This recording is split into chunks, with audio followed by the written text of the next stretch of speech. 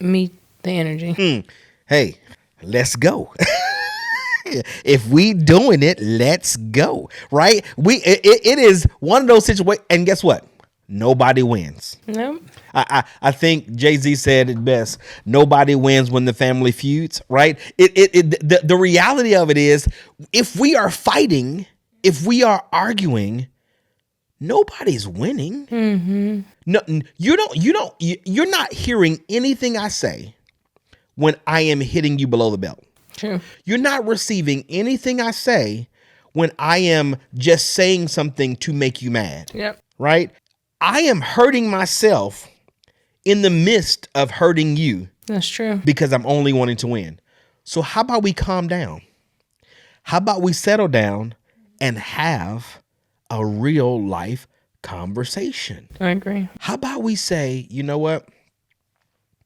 I'm not going to just listen to respond, because that's what we mostly do, right? That's what people do. Oh my gosh. I can remember. I didn't hear nothing you said. I didn't hear nothing you said, because you said in the first 2 seconds of our conversation, something I didn't agree with. So instead, I hadn't heard the last 10 seconds of what you said, because I'm still mad about what you said. First 2 seconds, you were wrong. And you didn't hear nothing. You respond. And so you go back and you cutting people off, right? You hollering, you cussing, you mad. Why? It's not doing anything. That was me. I'm not saying that was me. That was my proxy back in the day. Oh, you're oh, okay. Got it. So, but when we couple them together, communication, love for one another, respect. Mm-hmm. Now, where we are today, where I'm able to say, this is a good spot for us. Mm-hmm. I can communicate better. How now do you say, because of the way we communicate or I communicate with you, how then do you say it has helped with those three kind of intertwine with one another? So when you communicate effectively, mm-hmm. that's already showing love, because you're going the extra mile to communicate. Then, okay, most of the time. Most of the time I try to communicate effectively. Okay. You do well. You do very well. Sometimes I just don't talk. Sometimes. And then you know that I love you, but I don't want to talk to you. But I'm showing you respect because I'm not yelling at you. Yes. Amen. Because I respect you, I don't go below the belt. Yeah. And I try not to bring up past things and couple and just throw things at you, because it's like, okay, we already have an issue. I'm trying to communicate. I'm trying to work through it. Yep. But I want to respect you and I want to keep it nice. So that's respect. Hey, you threw out a term that a lot of people don't know. Mm-hmm. Okay, but let's go in there. Okay. What is coupling? The best way to describe it is an example. Okay. Not realistic. It's not something of yours, but you left your shoes by the door, so I'm mad about it. Okay. So I didn't say anything. You didn't put your plate in the trash, or paper plate in the trash, so I'm mad about it, but I don't say anything. You didn't lock the door, front door when you left. I'm mad about it. I didn't say anything. At bedtime, you're watching TV and on your phone. I'm trying to talk to you and you don't say anything. I'm mad. I've been mad all day. Mm-hmm. But I didn't say anything. Okay. You're just living your best life because you don't know. I don't have no clue. But now that I'm pissed off, I'm going to couple all those things and throw them at you. And so by the time I tell you I'm mad, you did this, you did that, you did, and you're like, how many things? I mean, why didn't you say something? Like, what is going on?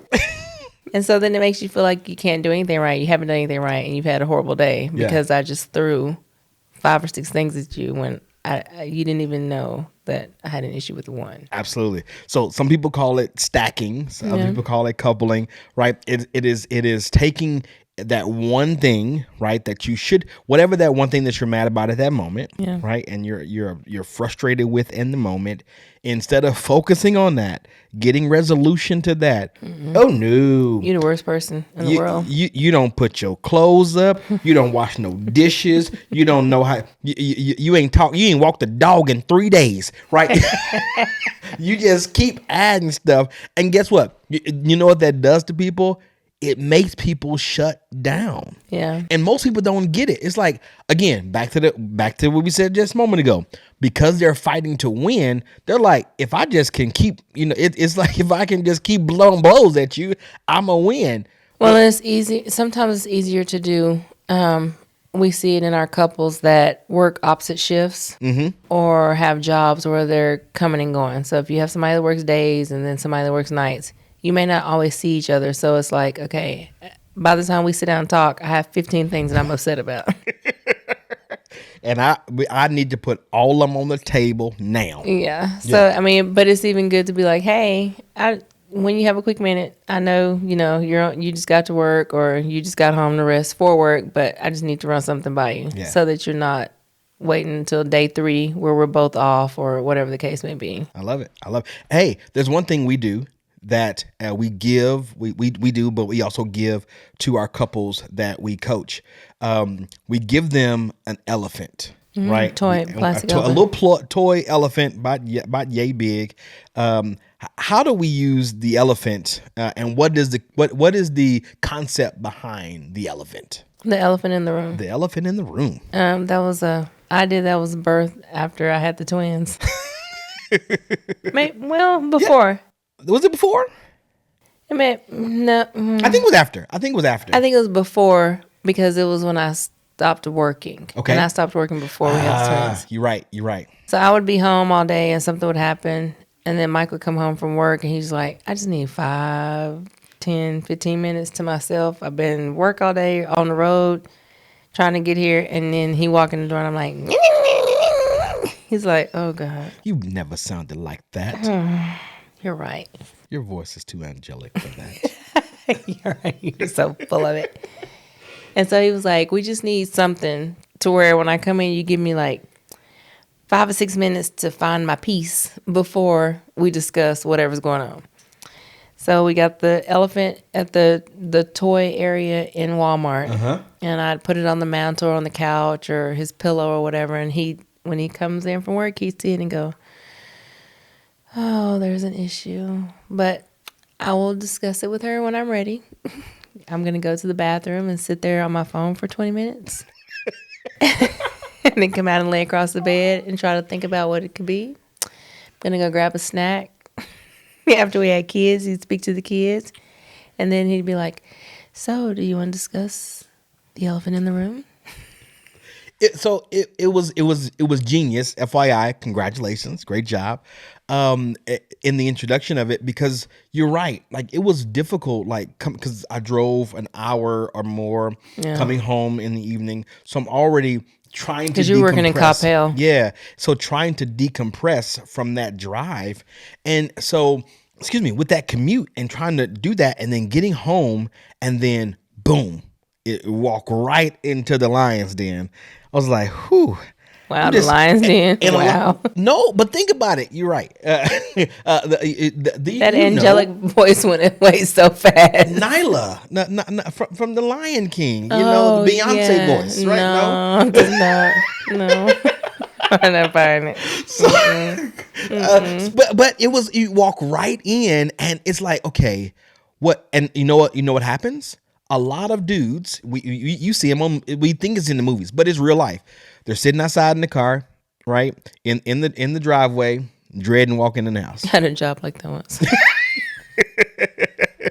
Where you're just like, I know when I go in here, something's gonna be done. It removed that pressure. It removed that, okay, am I going to walk into anything? Because it wasn't every day, but when it's multiple times, right? You get conditioned to it. It allowed me to say, you know what? I know for sure I'm walking in the house and we're not in an argument. Yeah. I'm walking in the house and nothing's coming at me. And I'm going to get a moment. She's going to respect me. Back to that. She's going to respect me to give me a moment to kind of get myself together, right? To kind of decompress a little bit, change my clothes from work. I mean, I'm gonna give you a half, side eye, eye roll. You may not hug my neck. And it's okay. I'm gonna give you the church hug. You gonna get the little side church hug? Yeah.